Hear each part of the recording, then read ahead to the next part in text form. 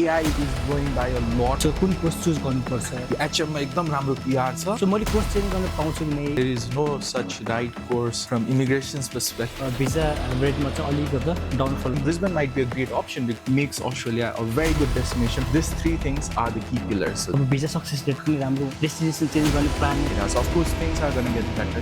Clear बेसिसकै लागि चाहिँ भविष्यवाणी गरेर at least 5 to 7 years जान्छ. I mean, they will study for now. So diploma सुरुबाट एप्लाई गर्दा हामीलाई बेनिफिसियल के छ त We know that we just cannot raise our hands. And I mean, I know you, you are my friend, I know the teacher. Just change हुन्छ हात्ती चाहिँ छिटो पुग्छ चाहिँ अड्किँदैन.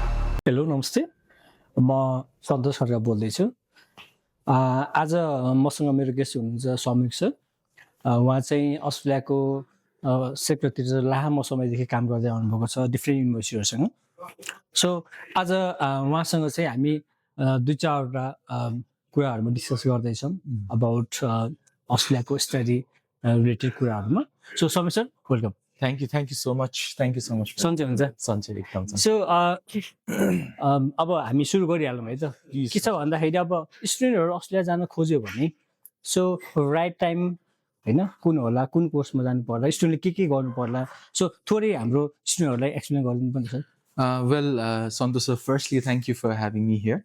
हजुरले राइट कोर्सको बारे कुरा गर्नुभयो मेरो विचारमा there is no such right course किनकि a lot of times when we deal with students in fairs or through you हामीले चाहिँ PR लिडिङ कोर्स हुन्छ हैन अनि मेरो एउटा एक्सपिरियन्स कस्तो छ भन्दाखेरि a few years back there was a student who was interested to study hotel management. Okay. And her background was completely different. I mean, she had done her +2 in biology. So, उहाँको year 12 in biology मा भएको थियो. But उहाँले कदापि सुन्नु भएछ that she has HM मा एकदम राम्रो PR छ. PR leading subject हो कुकरी भनेको. Only for her to realize after she reached or landed Australia कि that thing changed only after 6 months of her arriving there. So कहिलेकाहीँ चाहिँ के हुन्छ भन्दाखेरि आफ्नो passion follow नगरेर PR leading subject भन्नु होला त्यसमा चाहिँ अब I have also personally dealt with so many students जो चाहिँ they wanted to study let's say fashion or they want to study biotech but someone put them for aged care, someone put them for child care.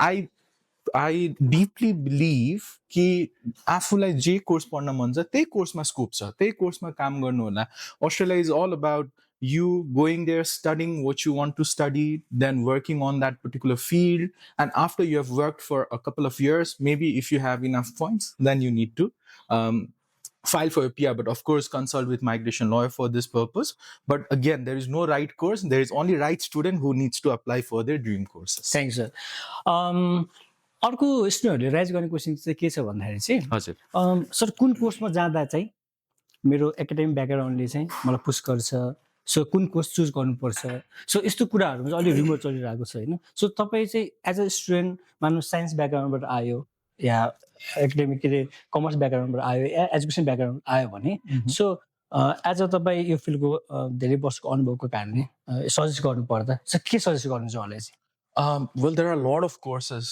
किन हजुरले different भनौँ न science भन्नुभयो science आफैमा एउटा छुट्टै डिपार्टमेन्ट भयो of course nursing is very popular here in Nepal and we get a lot of international students interested for nursing but besides nursing there are other courses like biotechnology that's growing biomedical science that's also growing of course for education हजुरले भन्नुभयो early childhood education त छँदैछ तर primary teaching पनि छ educational leadership जस्तो कोर्सेसहरू पनि छ and there are other courses as well I mean AI is growing by a lot cybersecurity is growing by a lot so AI cybersecurity can also be right courses for students interested in IT and computing so there are a lot of courses again student background it all depends on what the student have studied and what they want to become in the future र त्यसलाई मेलो down गर्नको लागि चाहिँ there should be the right course हजुर thank you sir so हाम्रो third question रहेको छ सर अब यस्तो छ कुनै कुनै स्टुडेन्ट चाहिँ आउँछ होइन हजुर सो हामीसँग के चाहिँ गर्नु खोज्नुहुन्छ सर सो अहिले चाहिँ म मेरो प्यारेन्ट्सको कारणले म यो कोर्समा जान्छु है सो आफ्टर 1 इयर सो मैले कोर्स चेन्ज गर्न पाउँछु कि नै युनिभर्सिटी चेन्ज गर्न पाउँछु कि नै सो यसको लागि के प्रोसेसहरू छ भन्ने कुरा राइज गर्नु भएको छ सो के एक्सप्लेन गर्न सक्नुहुन्छ स्टुडेन्टले From my perspective, from immigration's perspective, from university's perspective as well, we want the students to apply for the right course from day one only. So uta gaera after a year with those promises of them being able to change to something very different from what they have enrolled in the first place, that will only question mark their status.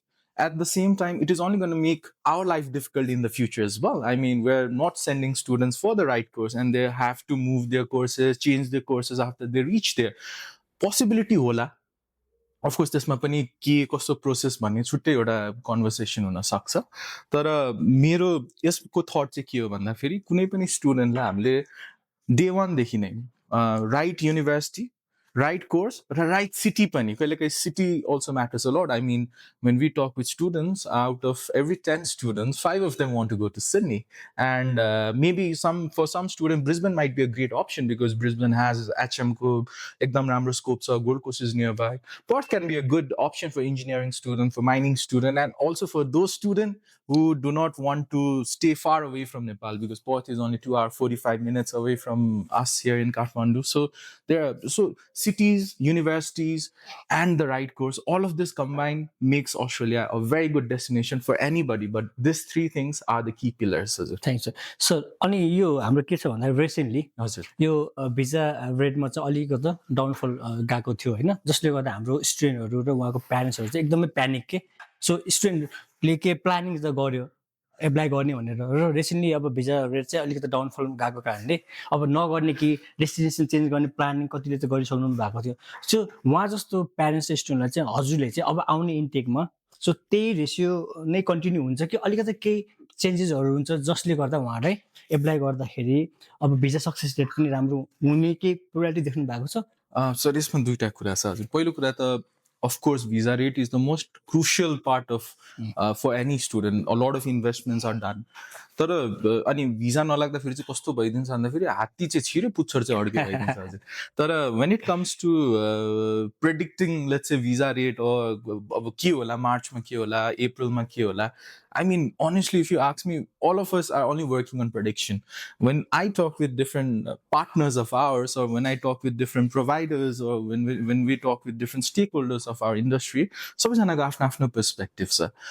तर just recently, what we have noticed is a big volume of applications, especially job we as a country we moved down our assessment level, the number of applications for Australia surged up हैन, र naturally त्यसले चाहिँ के गर्यो भन्दाखेरि volume spike गर्ने बित्तिकै, I mean, I think we got around 28,000 applications only which are still being processed. जसमा चाहिँ I'm not sure with the number, I need to check on that, but around 40-50% are only from Nepal.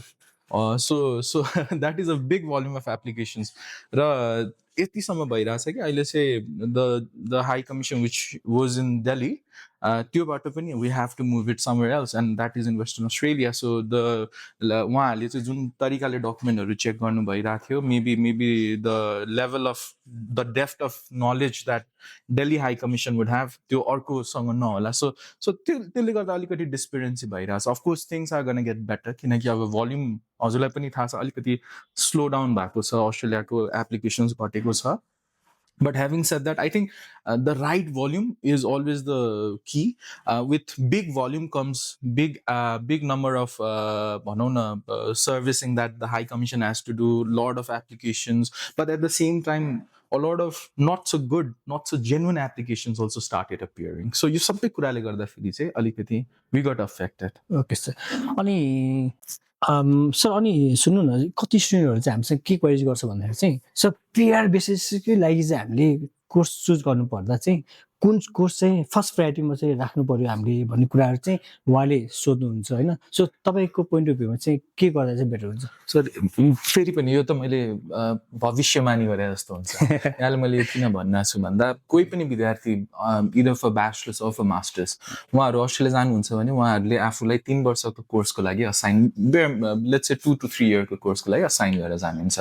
After they finish their course they would get different post study work visa based on where they live, right? If they go to Sydney, Melbourne, Brisbane, they get 2 year, अरु ठाउँमा 3 year र 4 year सम्मको पनि post study work visa they can apply. But having said that, they have to study, they have to then work in that field, and then they have to gain that valuable point. And it to sabai garda feri at least 5 to 7 years jans, at least 5 to 7 years. And in that 5 to 7 years, a lot of things will change. I mean, 5-7 वर्ष अगाडि हेरौँ न पछाडि हेरौँ न अकाउन्टिङमा एकदमै राम्रो थियो स्कोप भनेर a lot of Nepali students went to study accounting only for them to realize that there were already too much accountants already in Australia. Yeah. So that might be the thing for the future as well. So whenever students want to study, let's say, a PR leading course, I mean, they will study for now, only for them to graduate after 3 year or 2 year or 3 year, Okay. only for them to again work after they graduate for another 2 year. And after that, things might change a lot. So मेरो लागि चाहिँ र सबैजनाले चाहिँ कसरी promote गर्नु पर्यो भन्दाखेरि राइट कोर्स प्रमोट गर्नु पर्यो for the right student and if they excel in that course and if they get the job if they do what they love to do what they have studied of course there are opportunities there are some pathways which they can always discuss once they are in Australia with a proper migration lawyer. Okay. हजुरलाई एउटा last question सोधिहालेँ मैले स्टुडेन्टहरूमा चाहिँ के remote छ भन्दाखेरि चाहिँ sir हामी direct apply नगरेर पाथवेबाट कति हामीले एप्लाई गरिरहेको हुन्छौँ होइन किन गर्ने त पाथवेबाट होइन डिप्लोमा लिडिङ टु ब्याचलर कोर्सहरू नगरेर डाइरेक्ट किन नगर्ने सो डिप्लोमा थ्रुबाट एप्लाई गर्दाखेरि हामीलाई बेनिफिसियल के छ त होइन यो कुराहरू हाम्रो डिस्कस भइरहेको हुन्छ स्टुडेन्ट हामीलाई क्वेरी गरिरहनु भएको हुन्छ होइन सो यसमा हजुरको पोइन्ट अफ भ्यूमा चाहिँ के छ Well, that's a very good question, because I mean, I also come from an institution where we have a lot of pathways, which we can discuss pachi in another conversation. But again, pathway ko benefit ke ho bhanna feri, let's say a student who wants to study diploma leading to bachelor's. The first year they are going to study diploma. And after they graduate from diploma, they are going to study bachelor's degree. They are going to get almost full credit in a lot of cases to study bachelor's degree. So the first year, a lot of times, Nepali students, I mean, we know we are shy, right? Yeah. We know that we just cannot raise our hands, and especially in a foreign setting, just they have a bhakkar plus 2 garnu bhako student classroom size hola 30 students, 40 students maximum, right?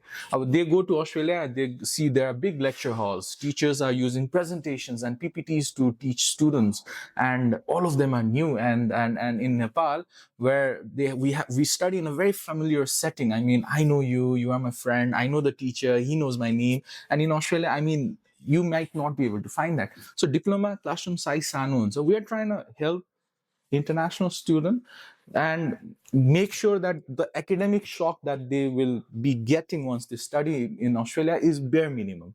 So academic classroom ko size sano banaera huncha ki पहिलो वर्ष academically स्टुडेन्टलाई इन्टरकल्चरल कम्युनिकेसनको बारेमा सिकाएर academic राइटिङको बारेमा सिकाएर because here in Nepal we have to do everything in a notebook in a classroom copy in a homework copy होइन line draw गर्नुपर्छ all of a sudden that student going to Australia and knowing about there is thing call AI plug अनि APS 7th edition I mean त्यो त हाम्रो ब्याचलर्समा so lot of things changes the first year we work on that अर्को राम्रो कुरा के हो भन्दाखेरि even when a student study diploma in a lot of cases they get a diploma certificate in the first year कतिजना student they have to wait for 3 years to get a earn certificate यी स्टुडेन्टहरूले त first इयरमै डिप्लोमाको सर्टिफिकेट पाउनुहुन्छ so they can use that certificate in right way as well third perspective to share would be cost पनि कहिलेकाहीँ studying in a top Nach university or in general university ko fees might be alikati expensive, diploma ko fee might be alikati affordable for a student.